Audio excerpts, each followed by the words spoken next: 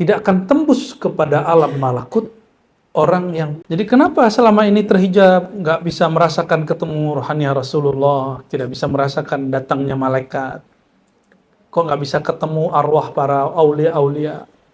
Ya kan? Untuk teman-teman yang menonton kajian ini, jangan lupa bersalawat kepada Nabi kita Rasulullah Muhammad sallallahu alaihi wasallam.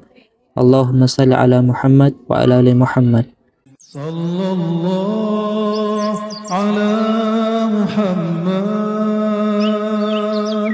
sallallahu alaihi wasallam.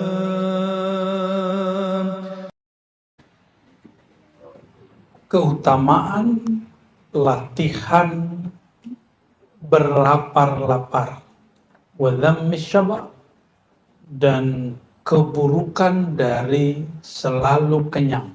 Saya nggak sebut kenyang. Oke? Selama suluk makannya sampai kenyang. Serius. Gimana Pak Parjo? Sampai kenyang ya? Wah, berarti harus ada suluk lapar. Jadi pilar suluk itu salah satunya berlapar-lapar. Bukan kelaparan loh ya. Berlapar-lapar itu beda dengan kelaparan. Khair. Nabiullah sallallahu alaihi wasallam qala jahidu anfusakum bil ju' wal 'atash. Hadis ini tidak sampai derajat sahih, tapi maknanya sahih. Mujahadahlah kamu dengan lapar dan haus. Kenapa Imam Ghazali nukil hadis ini? Karena beliau tahu ini bukan bab halal dan haram. Ini bukan bab halal dan di sebagian ulama mazhab fiqih bahkan beberapa hadis dhaif masih dipakai. Contohnya perempuan dilarang yang sedang haid, al-maqsu bil masjid, itu hadis dhaif Abu Daud. Tapi dipakai.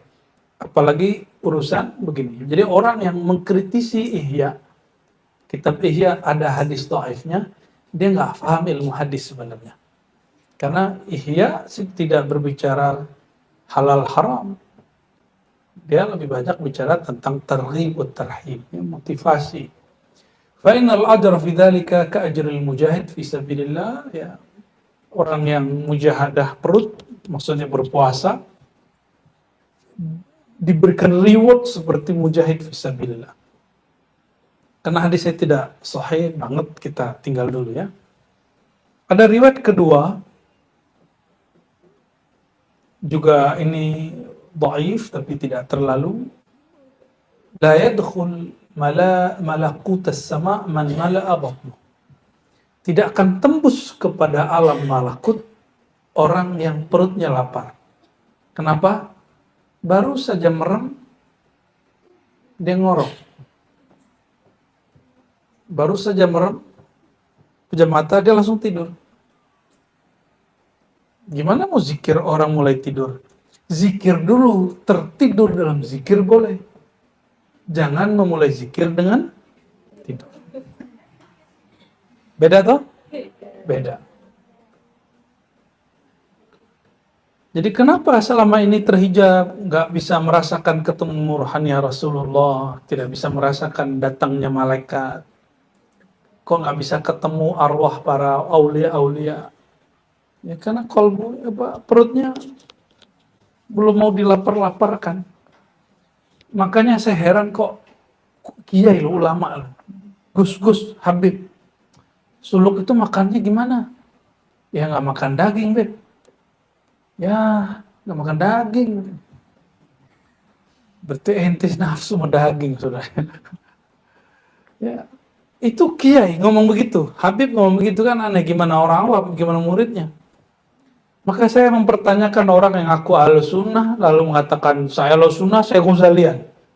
Gimana Ghazaliannya? Ya. Ghazali begini dia, ya. 10 tahun dia begitu. Abu Sa'id Al-Khudri mengatakan Nabi SAW bersabda, pakailah, makanlah, minumlah, ya, fi ansofil butun, setengah. Kalau berpakaian juga berlebihan, Ya, makan minum juga setengah perut. Ini versi Abu Sa'id. Kalau di hadis Tabarani itu sepertiga-sepertiga. Udara sepertiga, air sepertiga, makanan sepertiga. Coba rasakan kalau makan itu sampai kenyang, berarti full lambungnya, itu kita nggak nyaman, duduk nggak bisa lama, ya, nggak bisa fokus. Tapi anehnya kalau nonton TikTok fokus. Kenapa? Karena TikTok selalu ganti-ganti, ganti-ganti terus dia. Kalau zikir kan nggak ganti-ganti, namanya itu Allah, Allah diulang-ulang terus. Makanya antum nggak betah dengan TikTok kolbu. Tapi kalau orang sudah diberikan nur, dia lebih dari TikTok. Dia bisa melihat yang lebih indah daripada si TikTok itu. Qala Al-Hasan, ya, fa innahu juz'un min an-nubuwah, itu juz'u dari nubuwah. Jadi salah satu nur kenubuatan kalau sudah menempel pada diri, orang pakaiannya sederhana, bajunya, makannya, minumnya juga sederhana, ya. Qala sallallahu alaihi wasallam, inna Allah ta'ala yubahil malaikata, Allah itu berbangga kepada malaikat yang gak makan, gak minum karena mereka punya tubuh nur, sedang kita punya tubuh tanah, tin. Kalau tubuh nur, makanannya subhanallah bihamdihi subhanallah itu yang kita baca tadi, itu lagi mengaktifkan nur malakut di dalam diri. Makanya zikir. Ini kan beberapa belum makan siang nih, dicokokin ilmu, cokokin zikir. Itu nur malakutiahnya hidup itu. Walaupun perutnya sudah mulai bunyi.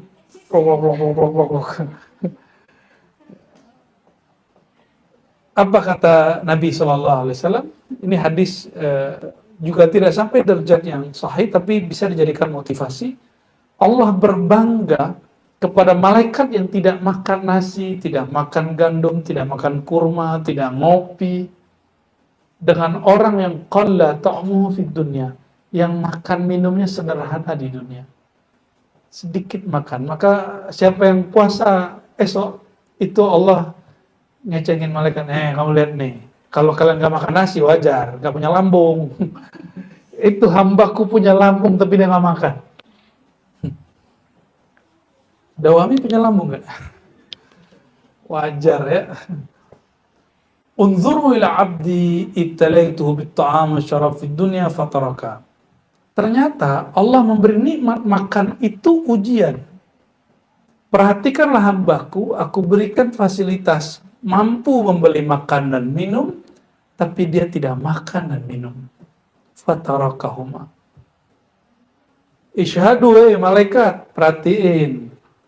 Ma min aklatin yada'aha, tidak ada makan minum yang ditinggalkan, illa abdaltuhu darajatin fil jannah, kecuali aku ganti dengan beberapa derajat di surga. Kenapa? Orang kalau lapar pasti ingat Allah dan gak niat maksiat.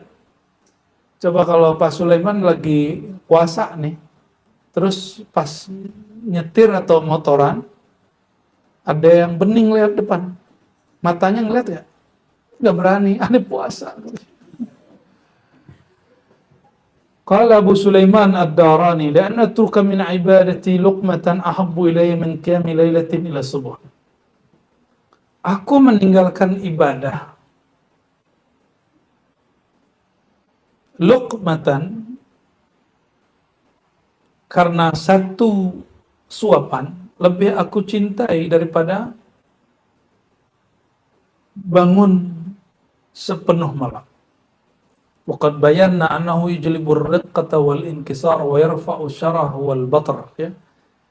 Wa min fawaidi an la yansa al bala'u ahlahu wal 'adab wa qasra sa'ir asyahawat wa bihi yastawli 'ala an-nafsi wa syaitan fayuqrahuma wa bihi yadum as-sahr wa yandafi' an-nawm. Lihadha kana yaqulu ba'd syuyukh ala ra's as-safara ma'ashira al-muridin la ta'kulu katsiran fatashrabu fatarqudu katsiran fatatasahharu katsiran. Jadi berdasarkan kalam Abu Sulaiman Ad-Darani itu dan kalam-kalam sebelumnya, bahwasannya berlapar itu yajlibur riqah wal inkisar, melembutkan hati. Bayangkan kalau tirakat laparnya 40 hari, makan tapi seadanya. Itu orang kolbunya akan lembut, gampang bentuknya. Gampang bentuk orang yang kolbunya dan lambungnya kosong. Ya, kolbunya kosong dari pikiran dunia, lambungnya tidak terlalu banyak diisi dengan makanan dunia. Dan faedahnya alla yansal bala.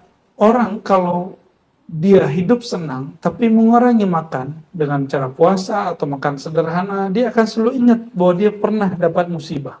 Musibah miskin. Musibah susah makan. Ya. Ya, ingatlah masa-masa jadi mahasiswa kalau mau makan tuh mikir beda 500.000 tuh diperhatiin bener. 500 sama 1.000. Bener nggak? Saya kalau kuliah dulu makanya langganan di satu mat'am. Kita cari yang murah dikit, murah 50.000 aja kita kejar. Jadi tiap kali mau berangkat atau pulang kampus makan di situ. Sampai bosen. Bosen aja masih makan. Kenapa? Aku butuh makan. Tapi ketika riyadhah, udah nggak langganan lagi di situ. Terbebas dari penghambaan perut. Itu nikmatnya bukan main. Nikmatnya bukan main. Sayang, orang banyak terjebak di urusan perut nih. Hatta kiai, itu yang saya sebut tadi ya. Wa kasr sair syahwat, dan cara untuk memanajemen semua, manage semua syahwat itu mesti dengan berlapar ya. Orang lapar udah gak kepikiran kawin. Ya, apalagi selingkuh. Apalagi mata jelalatan. Enggak sih, orang lapar, tenaga nggak ada. Apa yang mau dipikirin? Mikirin perut. Ya, bisa makan sehari aja udah senang, Pak, katanya gitu kan. Maka Allah benci sekali dengan orang yang sudahlah miskin lalu kemudian berbuat maksiat. Auzubillah min dzalik. Kalau orang kaya maksiat, wajar dia punya fasilitas. Tapi Allah akan lebih takjub lagi orang mampu maksiat dan ditinggalkan maksiatnya. Dan Allah lebih sayang lagi, ini tidak maksiat, ini boleh, ini fasilitas, lalu dia tidak ambil. Ya, itu lebih a'jab illa rabbih wa ahabbu ilaih. Wabihi ya, istawli ala nafsi wa syaitan. Orang kalau berlapar perutnya, ini perhatikan, dia akan mampu menguasai jiwanya dan syaitan. Karena syaitan ngalirnya di mana? Darah. Kalau orang mengurangi makan, maka pembuluh darahnya tidak sekuat kalau dia makan. Itu rahasia puasa, sirru shaum ya. Dan saya nggak percaya tuh ada pencabutan setan tuh, saya nggak percaya. Karena setan memang tinggal di darah. Tariknya setan keluar. Saha aing apa? Begitu-gitu kan. Saha aduh. Kok bisa percaya gitu orang zaman modern sama yang begitu percaya, dan dia muslim. Waihak. Loh, dan itu penghinaan tuh, kok setannya Sunda semua. Harusnya orang Sunda demo tuh ya. Wabihi yadu musar, itu kata Bu Aldomi ya. Wabihi yadu musar, orang kalau berlapar. Nih ada orang nanya, kok saya gampang ngantuk ya? Jawabannya apa? Kamu makan terlalu kenyang. Wabihi yadu musar, orang kalau dia mampu manage perutnya, dia akan kuat begadang. Kuat begadang, pasti itu, dijamin. Wa yandafi an-naum, ngantuknya hilang. Walihadza kana yaqulu ba'du syuyukh. Maka dulu para masyayikh di awal perjalanan rohani berkalam, Ma'asyiral muridin, wahai para murid. Ini kalam masyaikh kepada Imam Ghazali. Wahai para murid, la ta'kulu katsiran, jangan makan minum banyak. Karena kalau kamu makan minum banyak, kalau orang makan minum terjadi pembakaran nggak? Kalau pembakaran badannya panas. Pengennya ngapain? Rebahan, kipasan. Kalau sudah rebahan, huruf Z. Fatatahassaru. Kalau kamu banyak tidur, orang tidur itu nggak jadi apa-apa. Mau dia pejabat nggak jadi apa, dia ulama nggak jadi apa, apalagi lagi kuliah nggak jadi apa-apa itu kalau banyak tidur. Ya, kalau lagi orang kantor tidur, tunggu aja dipecat ya. Wabil ju' tatayassar al-muwazabah alal ibadah. Maka orang lapar itu mudah sekali dilatih untuk taat. Faman syabi'a kasula 'anit ta'at. Orang yang suka kenyang itu pemalas untuk taat. Wa kasratul akli tastad'i kasratal isti'dad min at-talab wa at-tabakh. Kalau orang banyak makan, banyak lauk, perlu banyak bahan nggak? Ya, itu udah dibahas di sini. Jadi urusan dapur itu bagi Ghazali itu masalah. Orang banyak makan, kasratul akal, tastad'i akan menyebabkan kasratul isti'dad. Persiapannya akan dituntut banyak, minat talab wa tabakh. Untuk menuntut masak dan juga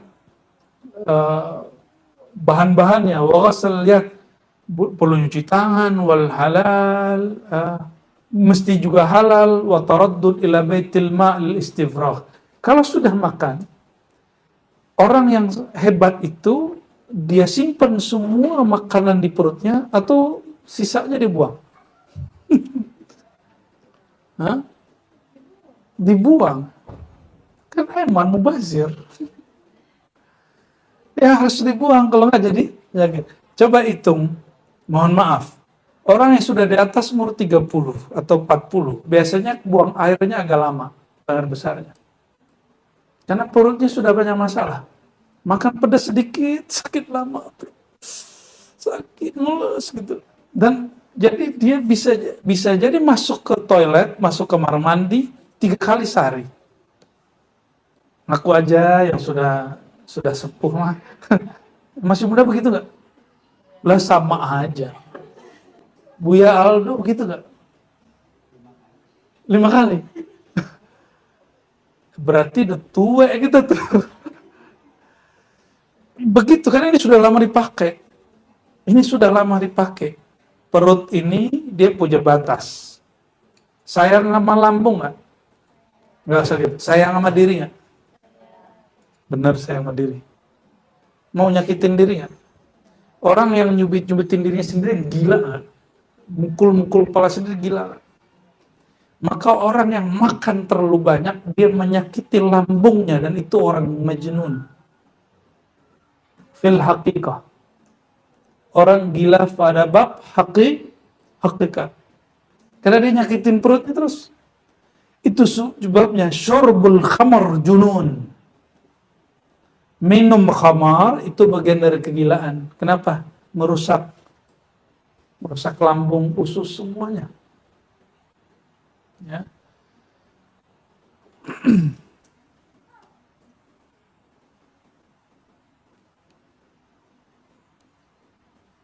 حكى السري السقطي عن بعض الشيوخ أنه كان يستفي سويقا فقيل له في ذلك فقال إني حسبت ما بين المضغ من المضغ إلى الاستفاف 70 تسبيحة فما مضغت الخبز منذ 40 سنة واعلم أن من تيقن أن كل نفس جوهر لا قيمة له كل نفس جوهر لا قيمة له فلا يتحاصر على تضييعه. Jadi Imam Sari Sakti itu kalau makan, orang dulu makan itu pakai roti atau sejenis itulah, dan dia nggak mempekerjakan orang, dia masak sendiri. Antara masak dan sampai jadinya, atau antara ngunyah dengan sampai selesai, itu habis kira-kira kalau makan, ini yang mau nikah nih, pas makan berapa menit? 30 menit? Really? Wallahi, nyiapinnya, makannya, nyam-nyam. 10 menit, cepat bener. Hancur juga tuh lambung ntar. Kata Imam Seri, guruku berkalam, dari ngunyah pertama sampai terakhir, saya bisa tasbih 70 kali. Subhanallah bihamdi, subhanallah, subhanallah, subhanallah, bihamdi, subhanallah. Tapi kamu ngunyah dan gak dapat apa-apa. Gimana caranya? Pakai hati, yakin. Apalagi sambil nonton Netflix, nonton YouTube, kapan? Emang banyak orang makan terus zikir? Nadir.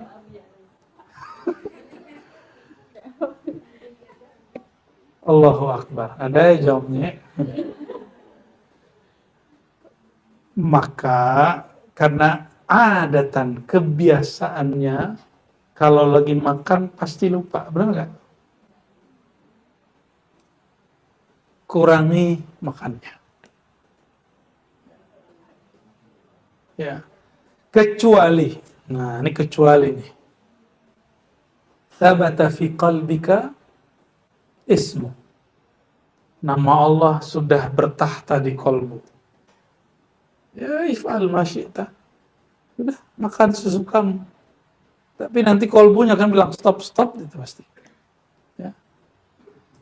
Wa min fawaidil lalu beliau mengatakan, orang yang mengira satu nafas tidak bernilai, fala yatahassar ala tadhi, maka dia juga tidak akan menyesal menyia-nyiakannya. Satu nafas manfaat nggak? Satu nafas itu saya udah nyaksiin loh, orang husnul khotimah di satu nafas loh. Husnul khotimah, meninggal husnul khotimah itu intinya di satu nafas. Ra'aitu walidi. Saya udah ngelihat orang tua saya meninggal, itu asbab satu nafas. Satu nafas, dia zikir khafi, Allah angkat dia langsung. Padahal dia tadi naza. Orang naza, tahu naza? Sakaratul maut, itu sedih sekali kita lihat. Kita kesakitan dicubit aja, sakitnya bukan main. Orang dilindas kakinya, ini nyawa dan badannya dipisah. Sakitnya bukan main. Makanya disunnahkan ada talqin. Maka berdoa kepada Allah, ya Allah jangan sampai aku meninggal dalam lupa lalai, dan jika engkau memungkinkan, adakanlah orang yang mentalkinku. Itu doanya. Dua itu aja. Ya. Kolbunya, kalau kayak Imam Shibli, kan ditalkin sama muridnya. Kul ya Syekh, la ilaha illallah. Apa kata dia? Aneh sama yang ente sebut. Yang ente sebut siapa? Allah. Ana maaf. Allah. Muridnya suhul adab, mau nalkin mursyidnya. Tapi kalau mursyidnya bilang, nah ini guru kita salah satu yang mursyid Thariqah, itu cerita waktu guru agung kita wafat, gurunya manggil, ngabarin beberapa minggu sebelumnya, nanti saya akan meninggal jam sekian, di hari ini kamu jangan pergi. Ditungguin, dan ketika ditungguin, gurunya bilang, bimbing aku zikir, tawajuh, talqin, kan aku seperti aku dulu mentawajuh karena mentalqinkan kamu. Dan Allah singkap mata batin beliau, dan beliau lihat siapa aja yang datang, yang menjemput nyawa sang guru. Ya. Rafa'allahu arwaha masyayikhina. Ya. Ilal mala'il a'ma'am ya Rabbil Alamin. Nah, insya Allah pada bulan depan nanti masuk ke bab Thariqah Riyadhah. Apa caranya? Kalau tadi keutamaannya, Next kita akan bahas tentang bagaimana caranya memanage syahwat perut. Karena dari situ akan mampu memanage syahwat nafsu, syahwat seksual, dan tidak dengan cara yang ekstrim. Dia sebut di sini sabiluhu tadarruj, caranya tidak langsung ekstrim, makannya 3 kali sehari terus jadi nggak makan sama sekali, bukan begitu. Itu tanda orang nggak punya mursyid, ya. Tanda orang nggak punya. Kalau orang punya mursyid, dikasih bertahap, ya. Semoga Allah Ta'ala memberkahi kita semua, menjadikan majelis ini raudhatun min riyadil jannah, ya, seperti dalam hadis Imam Tirmizi, menjadi taman-taman surga yang mana disebut di situ nama-nama Allah, nama-nama Rasulullah. Amin ya rabbal alamin. Allahumma ya Ghaffar ya Ghafur, salli wa sallim wa barik ala sayyidina Muhammad sayyidit tawwabin sayyidil mustaghfirin wa ala alihi wa ashabihi ajma'in. Ya Allah, sampaikan salawat dan salam kepada Nabi Muhammad SAW, hamba yang paling banyak bertobat, hamba yang paling banyak beristighfar. Allahumma ja'alna minat tawabin, wa ja'alna minal mustaghfirin, wa ja'alna min ibadikas salihin. Ya Allah, kami setiap hari bermaksiat, kami setiap hari salah, kami setiap hari lalai. Namun ya Allah, pintu rahmat-Mu sangatlah luas. Dan tulislah ya Allah, kami mohon ya Allah, tulislah dalam takdir rahman-Mu, takdir rahim-Mu, bahwa kami termasuk orang-orang yang tawwabin, yang suka bertobat, yang suka beristighfar. Allahumma ya Allah, in waqa'na wa in zalalna fi ma'siyatin, jika kami terjebak kepada kemaksiatan, jika kami terbawa oleh nafsu kami, fadzakirna birahmatik, fadzakirna bilutfik, fadzakirna ya Allah bimawaddatik. Ya Allah, jika kami terjebak bermaksiat kepada Engkau, maka tariklah kami dengan kelembutan rahmat-Mu ya Allah, dengan kelembutan kasih sayang-Mu ya Allah, dan ampunkan dosa-dosa kami ya Allah, dan bantu kami menghentikan semua kemaksiatan kami ya Allah. Allahumma ashghil qulubana bika, ya Allah, jadikan kalbu kami sibuk hanya dengan Engkau, meskipun pikiran dan tangan kami sibuk dengan makhluk-makhluk Engkau. Allahumma ya Allah, nawwir qulubana binurika wa binuri habibika sallallahu alaihi wasallam. Ya Allah, hati kami gelap ya Allah, gelap karena cinta dunia, karena cinta kepada diri sendiri. Maka terangi kalbu kami dengan nur Engkau ya Allah, nurullah, nur Muhammad sallallahu alaihi wasallam, sehingga mata batin kami Engkau izinkan memandang jauh nun sampai ke akhirat sana, sehingga bahkan kami memandang langsung kepada Engkau ya Allah, dengan izin-Mu ya Allah. Allahumma ya Allah, inna nas'aluka ma'rifatak haqqa ma'rifatik. Ya Allah, kami memohon, izinkan kami mengenal Engkau dengan ma'rifat yang sebenar-benarnya, bukan dengan ma'rifat yang kami dakwahkan, bukan dengan rasa yang kami buat-buat, tapi dengan kemakrifatan, keilmuan yang hakiki dari hadirat-Mu. Allahumma zujna ila biharil ahadiyah wal wahidiyah wal rahmaniyah. Ya Allah, dengan kemuliaan Nabi Muhammad SAW, dengan sir para awliya, para aqta, para abdal, wa sayyidina al-mahdi khalifatillah, izinkan kami yang hina ini Engkau bersihkan, lalu Engkau ceburkan, Engkau masukkan ke lautan ma'rifatmu ya Allah, lautan ahadiyahmu ya Allah, samudra wahidiyahmu ya Allah, samudra rahman rahimmu ya Allah, sehingga kami menjadi orang yang bertauhid kepada Engkau ya Allah, dan sayang kepada hamba-hamba Engkau ya Allah. Allahumma akhiran ya Rabbana, nas'aluka an tanza' an qulubina ya Rabbana ghillan lilladzina amanu. Ya Allah, kami memohon ya Allah, di hati ini masih ada emosi kepada hamba-hamba Engkau. Di hati kami masih ada kebencian kepada hamba-hamba Engkau. Masih ada rasa yang tidak nyaman kepada hamba-hamba Engkau.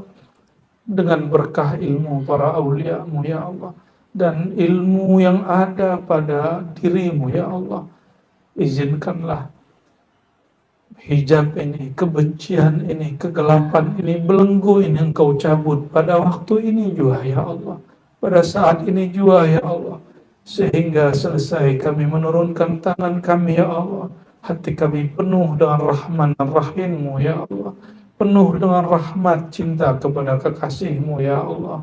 Allahumma imla' qulubana bil yaqin wa mahabbata sayyidina Muhammad sallallahu alaihi wasallam. Rabbana atina fid dunya hasanah wa fil akhirati hasanah wa qina adzaban nar.